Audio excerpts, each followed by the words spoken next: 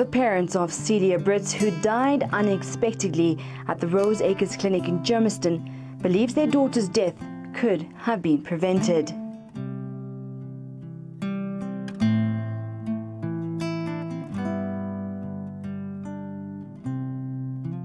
The one day she looks like that. The next morning when we went there she was fine. Afternoon when we went there, you saw the photo. Look what she looked like. What happened? And they still told me, she's acting. I said to him, can't you see, can't you look at it? Look at the pain. And I said it with tears in my eyes. They just sit on their phones. We want answers. Whoever was responsible needs to take responsibility. They need to take responsibility. They need to come forward. We will keep on fighting until we get the answer. We owe that to our child.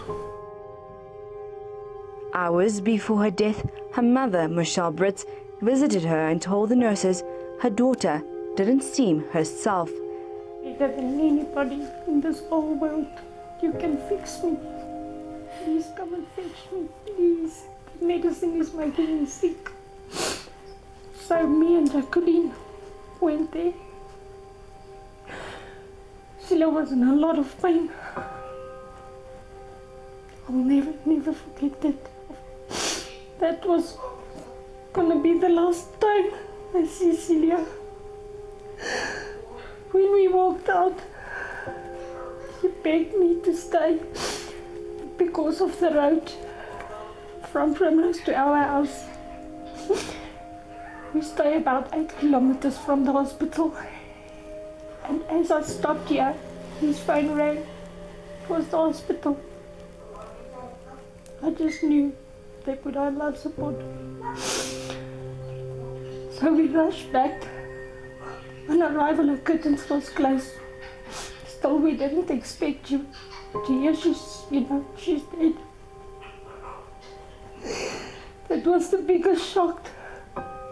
Both of us just screamed and said, no, can't be, not Celia, no. We never expected that, because before we left she even ordered soup. She wanted to eat. And Jacqueline asked her, Celia, you don't eat soup. Of all things, she just answered and laughed and said to Jacqueline, I just want to get better and get out of here.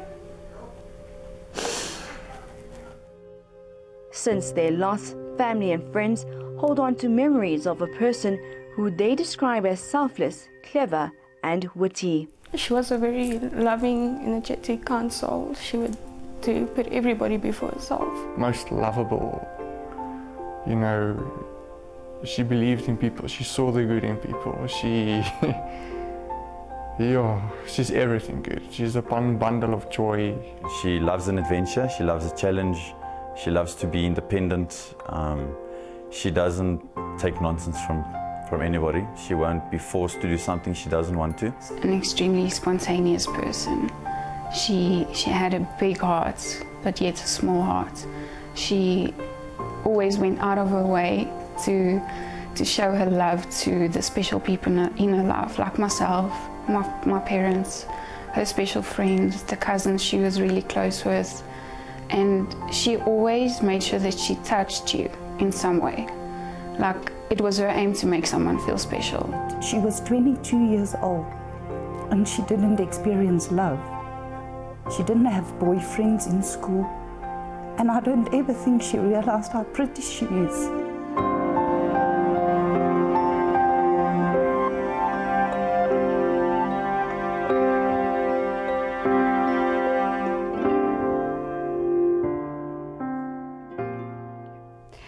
Pain, anger and resentment are just some of the emotions that the Brits family are experiencing since the passing of Celia.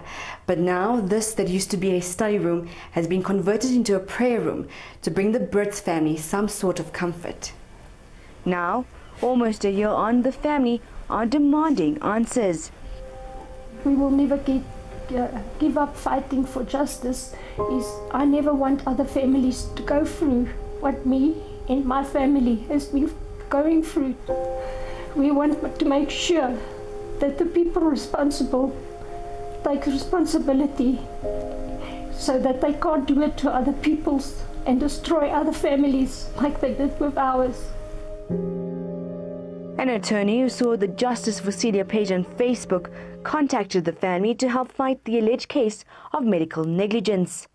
My client feels that there was a wrongful death. She and her husband feels that their child died because somebody was either negligent or even to the extent that they were careless about their duties. So there's a wrongful death in the district of Germiston. So the next step will be for the police to compile an inquest docket and to give it to the prosecutor and then hopefully refer it for a formal judicial inquiry. Now the purpose of a judicial inquiry is that the magistrate will then have an inquiry, call all the witnesses. It's a full-blown criminal trial actually. Call all the witnesses, look at all the chain evidence, everything else, and then decide if somebody was responsible for the death of Celia. In a statement released by the Life Roseacres Hospital, it expressed their condolences to the family but declined to comment any further as the case was still being investigated by the police, but stated it was giving their full cooperation during the investigation. Meanwhile, medical experts say that the cause of Celia's death can only be concluded once the investigation is complete. There are multiple complexities and various standards of care and assessments and evidence that one needs to test each of these against, not only from a legalistic perspective, but from a medical perspective to advise the legal professions. Because the courts themselves have made it clear that the courts are not competent to decide on medical matters per se from a medical perspective, but it can deal with matters of law if the profession is willing to provide to the court the relevant expert evidence, as it's called. Again, the discretion of whether to accept or reject remains the discretion of the court. Now, Celia's family have vowed to keep her memory alive by assisting other families going through similar situations.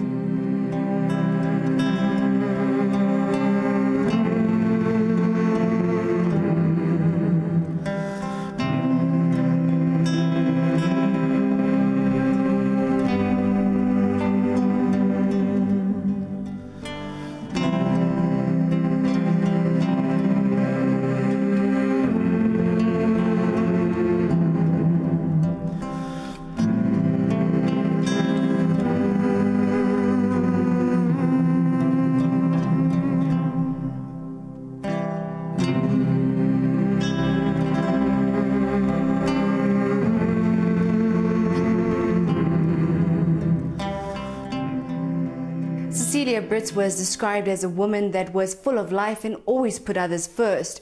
With me is the death certificate that states under investigation. But now the family wants answers as to what happened on that fateful night.